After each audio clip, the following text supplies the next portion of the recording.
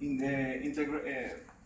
the integration space, the Cartesian product is substituted by the conjunction, and the intersection is the union is substituted by the disjunction. It's the same as I told you. This is like a formula in order to get the relation between two fuzzy. So we have a different concept here in the fuzzy relation proposed by Mizumoto, that are the implication rules. In this case, the implication rules are standard sequence for S and covariant sequence for G. So these are the basic fuzzy relations in this set of fuzzy relations. So it's like a combination of this one. With a combination of this one, we got the four pending fuzzy relations. So there is a key term, very easy and very logical to point out in this presentation, that is linguistic hedge. Then in the past group, the Ricardo and Muriel explained a little bit.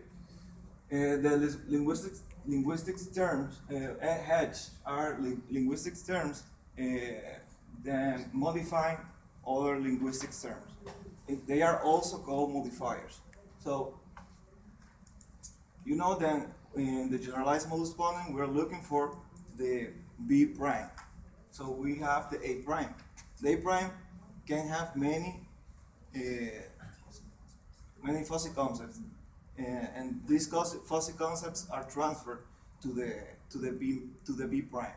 In this case, for example, A prime could be very A, could be more or less, or not A. Mathematically, is A to square, A to 0.5, and we know the complement of unknown. So all these concepts, theoretically, we will see it in a practical way. So we made this example. In this first example, we will see the fuzzy relation of Mizumoto, the RS. This is the formula, and these are the given data. So the universe of disclosure goes from 0 to 10 for all non-negative integers. A we will call a small, and B average. These are the fuzzy sets, and we have this relation. If X is small, then Y is average. X is small, therefore Y is average. So we will see this with numbers and in a practical way, as I told you. So the first thing that you will have to do is find the relation between those fuzzy sets. So we have the formula that I showed you before, which stands for this one. This is an example. We will get all the fuzzy elements of this fuzzy set, for example, A0, A1, A2, A3, A4, and we will operate it with the first element of the other fuzzy set, and so on. We repeat that from A0, B0 to A10, B10. So we got the first number is 1, which is greater than 0, therefore we have a 0. We repeat this process.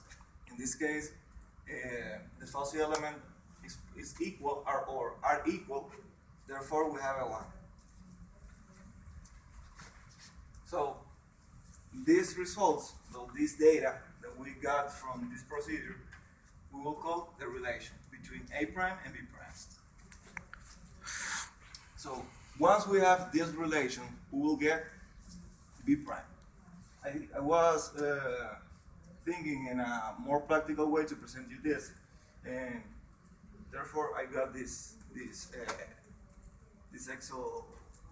Excel form. So this is like a rule of 3.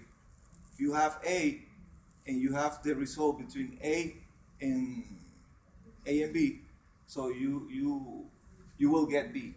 So in this case, this is the result or the relation, as it's called in fuzzy sets or in fuzzy logic, between A and B. So using the compositional rule of inference proposed by Sadek, we got this formula. So formula which we have worked before on the homeworks.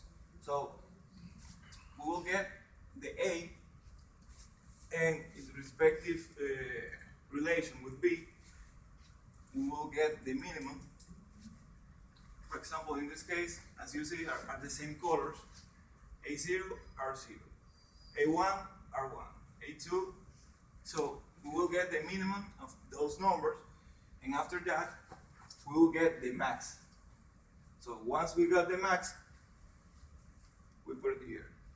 So we repeat the same procedure from 0 to 10, and we got this RB.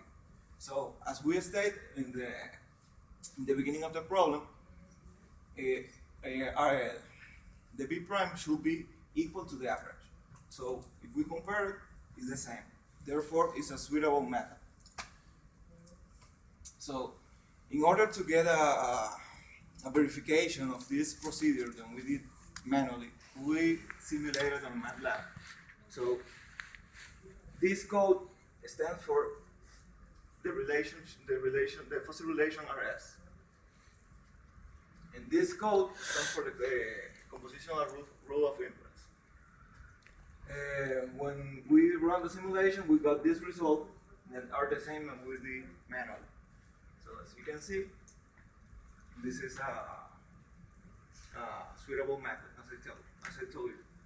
So in order to confirm or verify this data graphically, we plot